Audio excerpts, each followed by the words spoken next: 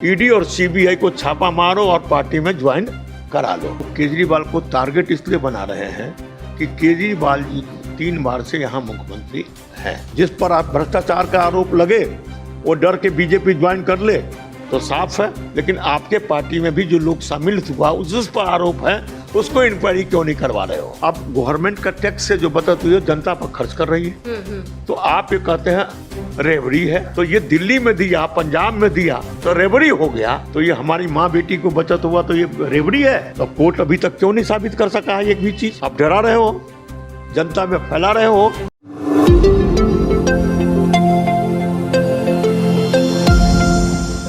नमस्कार, बहुत बहुत हार्दिक अभिनंदन आप सभी दर्शकों का। आप देख रहे हैं टाइम इंडिया न्यूज नेटवर्क। मैं हूं आपके साथ वाणी। अभी हम जो मौजूद हैं हमारे 7 सवालों के सफरनामे में, जो गेस्ट मौजूद हैं उनसे रूबरू कराते हैं आपको, लेकिन उनके बारे में पहले थोड़ा मैं आपको बता दूं। पश्चिमी दिल्ली से पूर्व सांसद महाबल मिश्रा जी हैं। सर, बहुत बहुत स्वागत है आपका हमारे न्यूज चैनल। धन्यवाद। पहले तो बताइए कैसे हैं आप? बहुत अच्छे हैं। जिस तरीके से जहरीली हवा पूरे AQI पुअर चल रहा है हमारा देश भर में, क्या कहना है इस पर आपका? देखिए, निश्चित तौर पर जो पोल्यूशन है देश भर में है, हर सरकार को इंतजाम करना चाहिए इसका। और मैं समझता हूँ दिल्ली में जो है व्हीकल जी, आज जो संख्या है बहुत ज़्यादा है, कंजस्टेड है। जहाँ ओपन लैंड था उस पर भी मकान बन गया। तो इस तरह से कंजस्टेड होने के बाद और गाड़ियाँ व्हीकल ज़्यादा होने के बाद एटमॉस्फेयर में चेंज आया है। लेकिन सराउंडिंग दिल्ली का जितना भी स्टेट है उसको भी सरकार को ध्यान में रखना चाहिए। दिल्ली में सराउंडिंग जो स्टेट है, चाहे वो हरियाणा है, चाहे यूपी है, चाहे उत्तराखंड है, चाहे ये है, सबको राजस्थान है, तो सराउंडिंग जो स्टेट है उसको भी ध्यान रखना चाहिए, तभी दिल्ली में पोल्यूशन की कंट्रोल होगी। बहुत अच्छी बात कही आपने कि सराउंडिंग्स, अपने आसपास का वातावरण ध्यान में रखना चाहिए, तभी कुछ सुधार कार्य हमारे लिए हो पाएगा। जहरीली हवा इस कदर सर बढ़ गई है क्योंकि इस पे पराली जलना तो है ही, लेकिन सबसे बढ़कर जो है सड़क पे वाहन, आपने भी बोला है सड़क पर वाहन को सबसे ज्यादा बोला गया है कि ये विलन है, इसका पॉल्यूशन का विलन है। निश्चित रूप से वाहन की जो संख्या बढ़ गई है, आप देखिए 1997 में मात्र 28 लाख गाड़ी थी, आज करोड़ों में गाड़ी है, व्हीकल है। तो इस तरह से पोल्यूशन व्हीकल से भी होता है। पोल्यूशन आप कंजस्टेड होने की वजह से घर का भी एटमॉस्फेयर की बात आती है।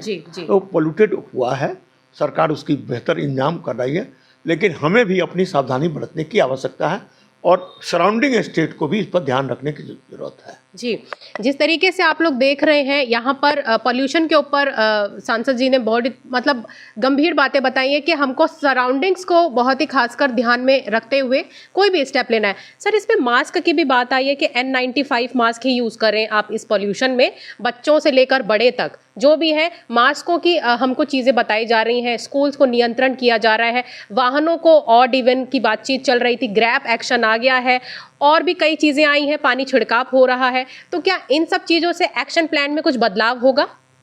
निश्चित रूप से सरकार और वैज्ञानिक, डॉक्टर और इससे पोल्यूशन से संबंधित डिपार्टमेंट जो है मीटिंग कर रहा है। जो भी हमारे लिए सुरक्षित होता है उसका इंतजाम सरकार प्रयास करती है। जहाँ तक मास्क की बात है, निश्चित तौर पर मास्क लगाने की बात है, जो एडवाइस सरकार करे उस पर चलने की बात है। तो ये पानी की छिड़काव, इससे पोल्यूशन कम। आज मैं समझता हूँ पोल्यूशन कम है, आज दिखाई दे रहा है पोल्यूशन कम है।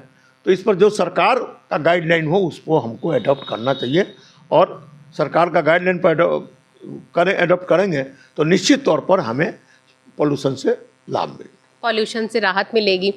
और अभी जो है अस्थमा वाले जो लोग हैं, अस्थमा वाले जो पेशेंट्स हैं, उनके लिए बहुत खतरा है। उसके लिए क्या कहना चाहेंगे? क्योंकि ये तो गंभीर विषय है, और अगर इस कदर पॉल्यूशन में निकलेंगे वो पेशेंट्स भी, फ्रेश एयर भी नहीं ले सकता इंसान बाहर।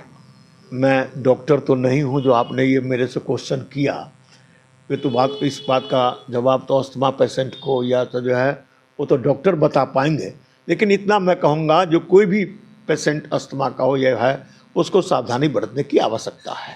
सावधानी बरतने की आवश्यकता है। चलिए यहाँ पर हम समाप्त करते हैं AQI एयर क्वालिटी इंडेक्स की बात। अब हम आते हैं दूसरे मुद्दे पर, जो कि प्रदर्शन अभी हाल ही में सर कल हुआ है, आपको पता ही होगा, भाजपा के द्वारा आम आदमी के अगेंस्ट गया है कि गली गली में शोर है, केजरीवाल टॉयलेट चोर है। 12 सीटें जो हैं, कमोड जो है वो पाए गए हैं सोने से बने हुए, उनको निकाल दिया गया। तो उसके ऊपर क्या कुछ कहना है? देखिए, बीजेपी का काम है प्रदर्शन जो किया है झूठ बोलना। आप एक बात है, वो केजरीवाल को टारगेट इसलिए बना रहे हैं कि केजरीवाल जी को 3 बार से यहाँ मुख्यमंत्री हैं और बीजेपी 98 से वो बाहर है दिल्ली से, उनको सरकार में कभी आने को मौका नहीं मिला। और वो शीश महल के बारे में जो कहते हैं, शीश महल व्यक्तिगत केजरीवाल जी का नहीं, वो सरकारी मकान है।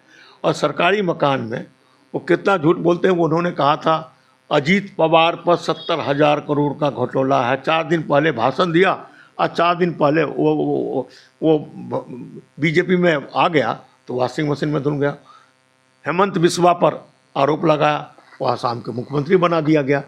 तो आप देखिए, वर्तमान में ही दिल्ली हो या हिंदुस्तान में, जिस पर ईडी या सीबीआई, आजकल एक इंस्ट्रूमेंट इनके पास हो गया है जी, जो एक ईडी और सीबीआई को छापा मारो और पार्टी में ज्वाइन करा लो डरा के। तब जब वो करप्ट था, ईडी या सीबीआई का छापा मरवा के आप किए हैं, तो वो जागर करना चाहिए। जो ये पकड़ा गया कि फिर पार्टी में ज्वाइन करा लेंगे, पार्टी में ज्वाइन कर धुल गया, तो ये तो गलत बात है। तो इस तरह से भाजपा, मैं समझता हूँ वॉशिंग मशीन अब बन गया है।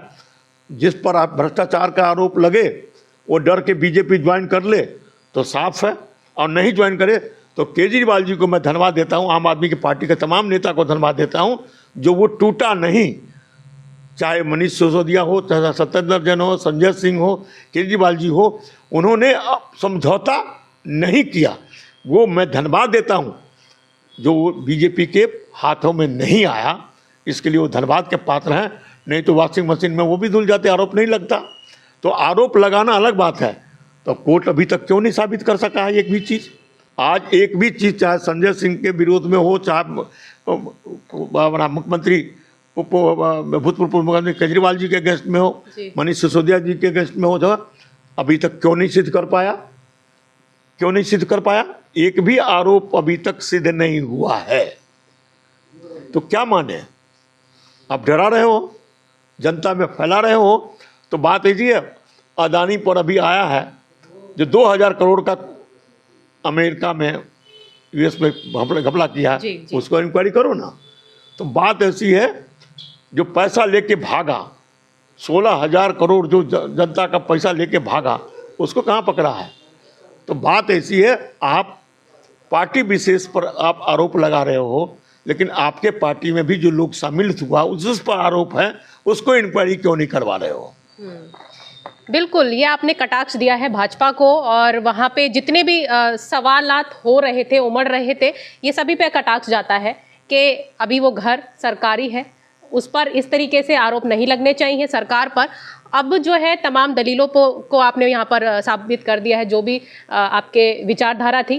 अब हम दूसरे सवाल की ओर बढ़ते हैं कि यहाँ पर फ्री जो बसेज हैं उसके ऊपर क्या कुछ कहना है आपका? क्योंकि महिलाओं को बोला गया है, खासकर, और भी हम बातचीत कर रहे हैं, सर्वे कर रहे हैं कि फ्री वर्ड की ओर आप लोगों ने आकर्षित नहीं होना है। कुछ भी आपको अगर फ्री दिया जाता है तो देखिए, सरकार दिल्ली में टैक्स से सरकार को इनकम होता है, और जनहित में जो वो खर्च करता है, चाहे बिजली फ्री की बात 200 यूनिट तक की बात है, पानी फ्री की बात है, चाहे महिलाओं के बस में दिया था, मोहल्ला क्लिनिक के द्वारा जो उपचार हो रहा है, जो हॉस्पिटल में अच्छे इलाज हो रहा है, तो ये चीज़ अब गवर्नमेंट का टैक्स से जो बचत हुई है जनता पर खर्च कर रही है। तो आप ये कहते हैं रेवड़ी है, और आपके मैनिफेस्टो में भी तो आता है, आपने राजस्थान में चुनाव लड़ा, आपने मध्य प्रदेश में चुनाव लड़ा, अभी महाराष्ट्र में चुनाव लड़ रहे हैं, अभी झारखंड में, वहाँ तो आपने कहा ये फ्री करेंगे,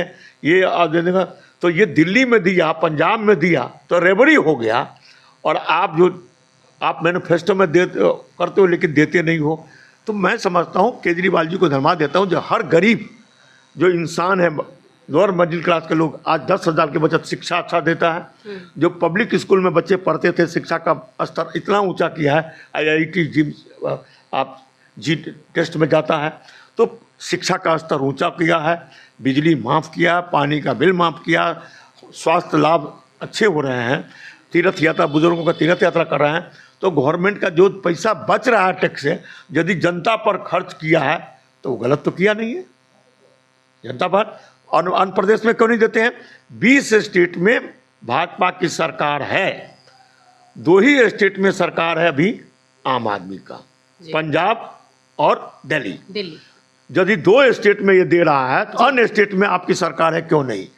तो अन्य स्टेट में आपसे चुनाव के भाषण में कहते हैं हम ये फ्री देंगे। तो भाई जनता आप सब समझदार है।